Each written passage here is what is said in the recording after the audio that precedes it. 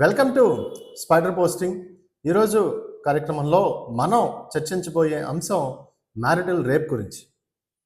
వివాహం అయిన తర్వాత భార్య అనుమతి లేకుండా భర్త గనక ఆమెతో ఇంటర్ కోర్స్ చేస్తే దాన్ని నేరంగా పరిగణించాలా లేదా అనే అంశం మీద దేశవ్యాప్తంగా చర్చ జరుగుతూ ఉంది.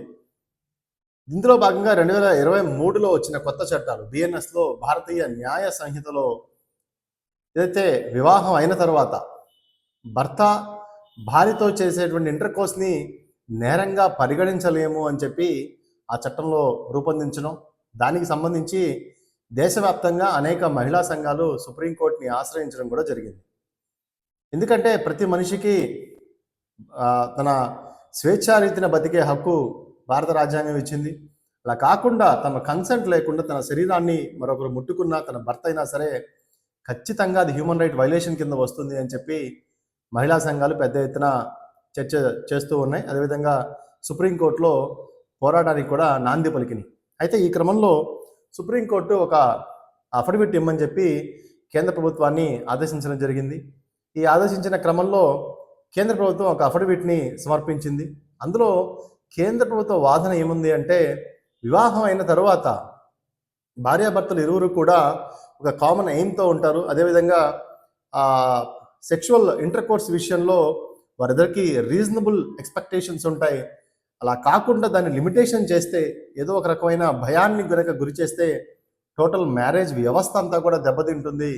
కాబట్టి ఈ విషయంలో భార్యాభర్తల మధ్య జరిగేటువంటి విషయాలలో చట్టం మరీ విపరీతంగా వెళ్లకుండా ఉండటం మంచిది అని చెప్పి కేంద్రం తన అఫిడవిట్లో సుప్రీంకోర్టుకి సమర్పించడం జరిగింది.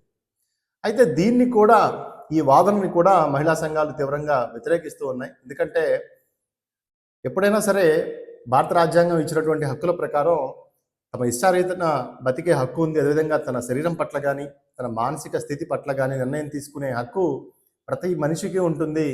జెండర్తో దాన్ని మీరు మార్చొద్దు, అంటే మగవారికి ఒక రకంగా, ఆడవారికి ఒక రకంగా ఇక్కడ విడదీయద్దు అని చెప్పి మహిళా సంఘాలు వాదిస్తూ ఉన్నాయి.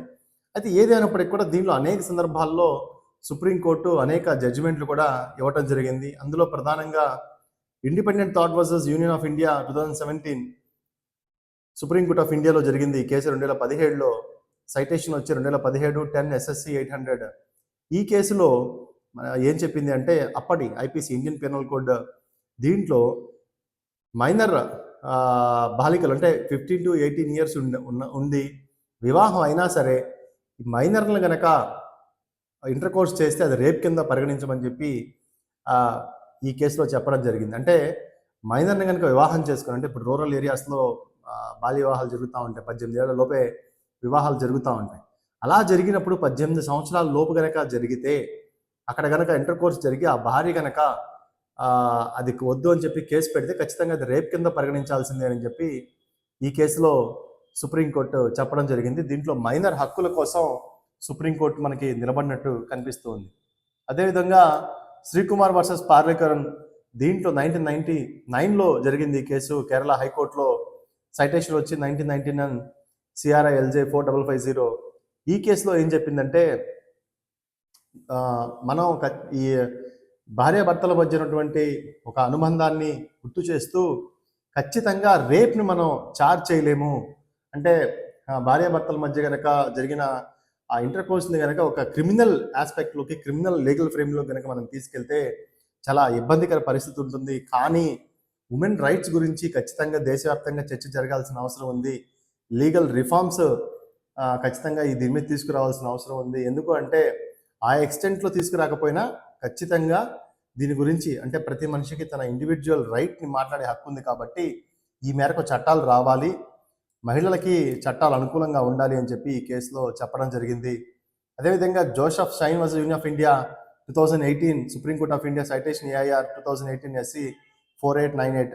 దీంట్లో కూడా ఏం చెప్పింది అంటే, కాన్స్టిట్యూషనల్ వ్యాలిడిటీ ఏముంది, constitution of laws that restricts women sexual and personal autonomy in marriage. ఎందుకని ఉమెన్కి ఒక స్వతంత్రత ఇవ్వట్లేదు? ఏ నిర్ణయం పట్ల అయినా సరే స్వతంత్రంగా తన నిర్ణయం తీసుకునే హక్కు మహిళకు ఉంటుంది. కాబట్టి ఆ మేరకు డిస్కషన్ జరగాలి, చట్టాలని స్ట్రెంథెన్ చేయాలి. అది వివాహమైనా, వివాహ బంధంలో అయినా, తన లైంగిక సంబంధాలకు సంబంధించిన విషయాలైనా, లేకపోతే మరేదైనా సరే ఇండివిజువల్గా నిర్ణయం తీసుకునే హక్కు మహిళలకు ఉంటుంది అని చెప్పి ఈ జోసెఫ్ షైన్ కేసులో, యూనియన్ ఆఫ్ ఇండియా 2018 కేసులో చెప్పడం జరిగింది. అంటే సుప్రీంకోర్టు అనేక సందర్భాల్లో మైనర్ బాలికల మీద కనుక వివాహం అయినా సరే ఇంటర్ కోర్స్ చేస్తే అది ఖచ్చితంగా రేప్ అని పరిగణించమని చెప్పింది. అదేవిధంగా మహిళా చట్టాలకి సానుకూలంగా ఇక్కడ ఇవ్వటం జరిగింది. కాబట్టి మహిళల పట్ల వివాహం అయినా సరే పురుషులు స్త్రీల అంగీకారం లేకుండా ఇంటర్ కోర్స్ చేస్తే కనుక ఇబ్బందులు ఉంటాయి అని చెప్తుంది. అయితే ఇప్పుడు బిఎన్ఎస్లో దాన్ని క్రిమినలైజ్ కాకుండా దాన్ని తక్కువ చేయటాన్ని ఛాలెంజ్ చేస్తూ అనేక మహిళా సంఘాలు సుప్రీంకోర్టుకి వెళ్ళడం జరిగింది. వాదోపవాదనలు జరుగుతున్నాయి. అయితే సెంటర్ వాదన ఏంటి అంటే దాన్ని క్రిమినలైజ్ చేయొద్దు, చేస్తే దానికి ఎవిడెన్స్ ఉండవు, దాన్ని మిస్యూజ్ చేసే అవకాశం ఉంది. ఎందుకంటే మగవాళ్ళని భయపెట్టడానికి ఎక్కువ అవకాశం ఉంటుంది, కొంతమంది దాన్ని అదే అవకాశంగా తీసుకుంటారు. ఇదే కనుక జరిగితే వివాహ బంధాన్ని మనం పూర్తిగా మనం బలపరచలేమని చెప్పి కేంద్ర ప్రభుత్వం వాదిస్తూ ఉంది. ఏది ఏమైనప్పటికీ కూడా ఇలాంటి చట్టాల విషయంలో చాలా డెలిబరేట్గా ఒక స్టేట్మెంట్లా కాకుండా ఒక లార్జ్ సెక్షన్లో డిబేట్ జరిగి దీని మీద ఒక పటిష్టమైన చట్టం రావాల్సిన అవసరం ఉంది. అయితే ఆ చట్టం మహిళలకి పురుషులకి మధ్య సమన్వయాన్ని పెంచే విధంగా ఉండాలి, కానీ గ్యాప్ పెంచే విధంగానో లేదు పెళ్ళి అంటే భయాన్ని కలిగించే విధంగానో ఉండకూడదు అనేది నా పర్సనల్ వ్యక్తిగత ఒపీనియన్. ఇది ఈరోజు టాపిక్. మరో మంచి టాపిక్తో మరొకసారి కలుసుకుందాం. అంతవరకు సెలవు. నమస్కారం.